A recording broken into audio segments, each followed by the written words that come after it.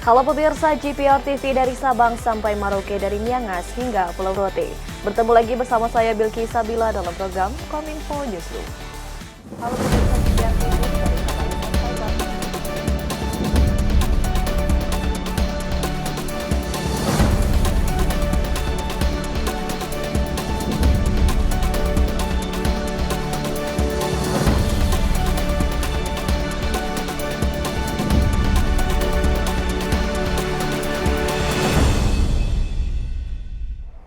Inilah Kominfo Newsroom selengkapnya. Pemirsa, dalam kunjungan kerjanya ke Provinsi Kalimantan Timur, Presiden Joko Widodo menyampaikan bahwa sejumlah proyek infrastruktur seperti pembangunan bendungan, pengembangan lahan, serta akses jalan di IKN berjalan dengan baik. Selain itu, Presiden juga menyebut kemajuan pekerjaan secara keseluruhan dapat terlihat pada bulan Januari mendatang. Presiden Joko Widodo meninjau langsung pembangunan infrastruktur kawasan di Ibu Kota Nusantara atau IKN di Kabupaten Penajam Utara, Kalimantan Timur pada Selasa 25 Oktober 2022. Pada kunjungan kerja kali ini, Presiden Joko Widodo bersama rombongan menelusuri jalur laut dengan menggunakan KRI Exolar 871 dari Pelabuhan Semayang Kota Balikpapan ke Pelabuhan Citasabut, Kecamatan Sepaku, Kabupaten Penajam Pasir Utara dengan jarak tempuh hanya 1 jam. Presiden Joko Widodo menyampaikan bahwa jalur laut tersebut akan digunakan untuk pengangkutan logistik ke IKN, serta akan dikembangkan sebagai transportasi publik. Selain itu, Presiden juga menyampaikan progres infrastruktur seperti pembangunan bendungan, pengembangan lahan untuk kementerian, gedung wakil presiden, gedung presiden dan jalan tol dari IKN ke Balikpapan progresnya berjalan dengan baik. Tak hanya pembangunan infrastruktur pemerintah, dalam menunjang IKN sebagai pusat pertumbuhan perekonomian baru, Presiden terus mendorong bergabungnya para investor, private sector atau sektor swasta, dan public-private partnership atau sektor publik. Melihat berbagai progres tersebut, Presiden optimis acara peringatan HUT RI pada 17 Agustus 2024 mendatang dapat digelar di IKN. Jalan di lapangan saya melihat tadi, selain ini yang bendungan untuk nanti air baku di IKN juga bangunan gedung untuk para pekerja sudah mulai disiapkan, kemudian land development untuk kementerian, untuk gedung wakil presiden, untuk gedung presiden, semuanya sudah saya lihat dalam proses persiapan dan juga pembangunan infrastruktur jalan juga sudah dimulai, utamanya yang jalan tol dari IKN ke Balikpapan. Hyundai Indonesia resmi menyerahkan 393 unit kendaraan listrik berbasis baterai kepada Kementerian Sekretaris Negara untuk mendukung gelaran konferensi tingkat tinggi G20 di Bali pada 15 hingga 16 November 2022 mendatang. PT Hyundai Motors Indonesia atau HMID melakukan seremonial serah terima kendaraan resmi G20 Summit kepada Kementerian Sekretariat Negara Republik Indonesia di Tenis Indoor Senayan. Hal ini sebagai bentuk komitmen dukungan dari PT Hyundai Motors Indonesia untuk mendukung presidensi G20 Indonesia dalam penyelenggaraan G20 Summit yang akan berlangsung pada 15 hingga 16 November di Bali mendatang. Hyundai menyerahkan sebanyak 393 unit mobil listrik Hyundai yang terdiri dari Genesis Electrified G80 Special Edition Long Wheelbase dan regular model Standard Wheelbase serta Hyundai Ioniq 5. Genesis Electrified G80 Special Edition Long Wheelbase akan digunakan sebagai kendaraan VVIP, sedangkan Genesis Electrified G80 Regular Model Standard Wheelbase dan Hyundai Ioniq 5 akan digunakan untuk keperluan lain seperti kendaraan untuk pasangan dari rombongan delegasi, protokol keamanan, dan tim penyelamat. Menteri Sekretaris Negara Indonesia, Pratikno, menyampaikan terima kasih kepada Hyundai yang telah mendukung Indonesia dalam banyak kesempatan serta untuk mempersiapkan G20 Summit di Bali. Karena bagi Indonesia, G20 adalah momentum yang sangat bagus untuk menunjukkan bahwa Indonesia bergerak untuk energi bersih, bergerak untuk ekonomi hijau, terutama untuk mengembangkan ekosistem untuk manufaktur kendaraan listrik.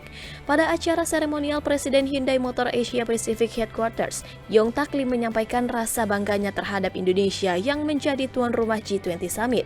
Karena itu, Hyundai memberikan dukungan sepenuhnya untuk keberlangsungan dan kesuksesan acara tersebut. Again, thank you very much for the support of PT Hyundai Motor Manufacturing Indonesia, Hyundai, and also the government of South Korea for supporting Indonesia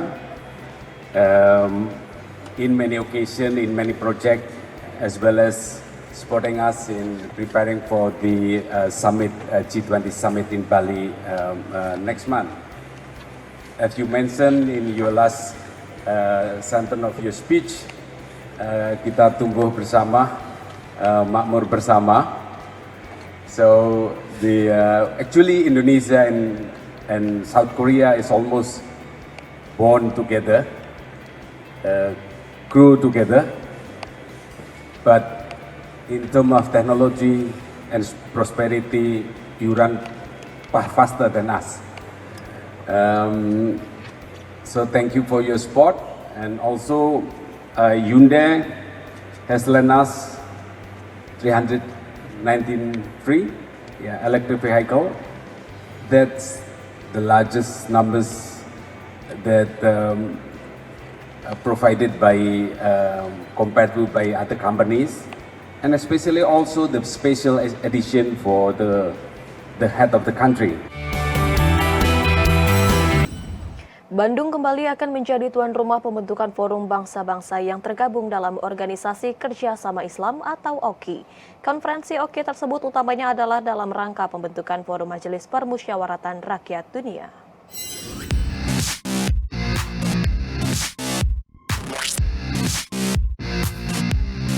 Ketua MPR Republik Indonesia Bambang Susatyo menyampaikan gagasan pembentukan Forum Majelis Permusyawaratan Rakyat Dunia untuk menguatkan kerjasama dalam mengatasi berbagai krisis yang dihadapi umat manusia tanpa mengesampingkan keberadaan Organisasi Kerjasama Islam dan Organisasi Parlemen Negara-Negara Organisasi Kerjasama Islam.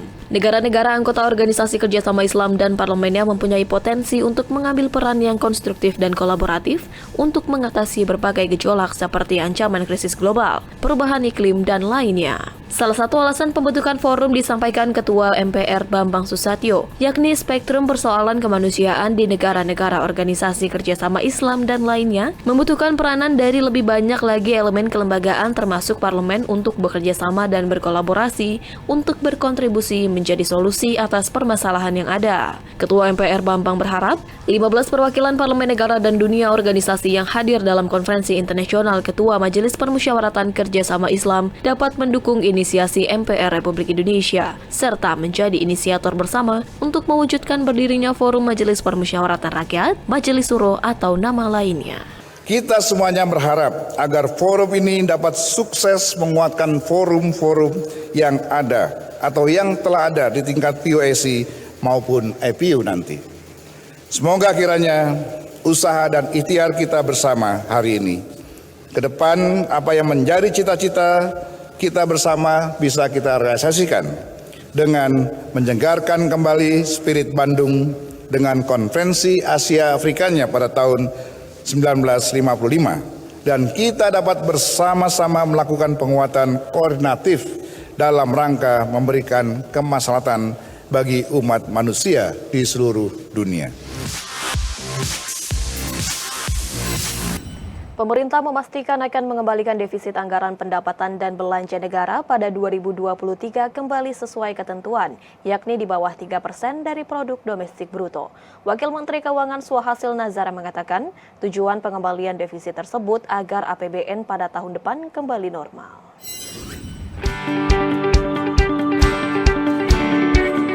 Wakil Menteri Keuangan Suhasil Nazara dalam Simposium Keuangan Negara menyebut, anggaran pendapatan dan belanja negara terus difokuskan untuk melindungi masyarakat dari potensi pandemi dan mendorong pemulihan ekonomi. Belanja negara juga diefisienkan agar defisit APBN dapat kembali di bawah 3% dari produk domestik bruto pada 2023. Adapun dengan perekonomian yang mulai pulih setelah terdampak COVID-19, penerimaan negara juga mulai meningkat, sebagaimana tampak dari realisasi pendapatan negara pada September 2022 yang tumbuh 45,7% dibandingkan dengan periode yang sama tahun sebelumnya. Peningkatan penerimaan ini diyakini akan bisa membawa defisit APBN kembali ke bawah 3%. Pada saat yang sama, belanja pemerintah tetap tumbuh secara sehat atau mencapai 5,9% secara tahunan pada September 2022 yang digunakan untuk memastikan kesehatan masyarakat dan pemulihan ekonomi terus terjaga. Wamenku Suhasil menyebut, pemerintah juga akan menjaga pertumbuhan ekonomi melalui penguatan koordinasi antara pengambil kebijakan fiskal dengan moneter yang mewadahi dalam Komite Stabilitas Sistem Keuangan. Koordinasi juga diperlukan di tengah kondisi perekonomian global yang diperkirakan akan mengalami resesi pada 2023 mendatang. Salah satu elemen penting dari pengelolaan keuangan negara yang untuk menjaga kesehatan dan mendorong pemulihan adalah koordinasi yang sangat-sangat erat antara kebijakan fiskal dan kebijakan moneter. Kita melakukan hal ini di Indonesia dengan cara terus membangun koordinasi, membangun komunikasi dengan berbagai macam otoritas. Kalau di sektor keuangan terutama adalah dalam konteks Komite Stabilitas Sistem Keuangan, artinya dengan Bank Indonesia, Otoritas Jasa Keuangan dan juga LPS. Pemirsa, usai jeda kami akan kembali dengan informasi lainnya. Tetaplah bersama kami dalam Kominfo Newsroom.